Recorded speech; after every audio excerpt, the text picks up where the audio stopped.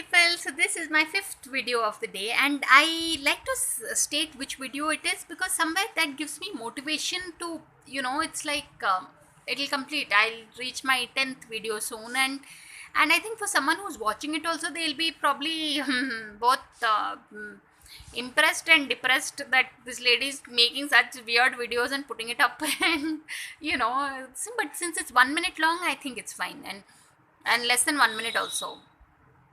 So that's what. So for any budding YouTuber out there, people just take that first step, and the journey. It's like a journey of 1,000 miles begins with a single step. So yeah, I like saying these. My first video, second video. So this is my fifth video. I didn't say anything of much consequence here, but it's okay. So, but this is like a tip for anyone getting started on this journey, because something like this helps you keep count, and it makes you feel that much closer to your goal.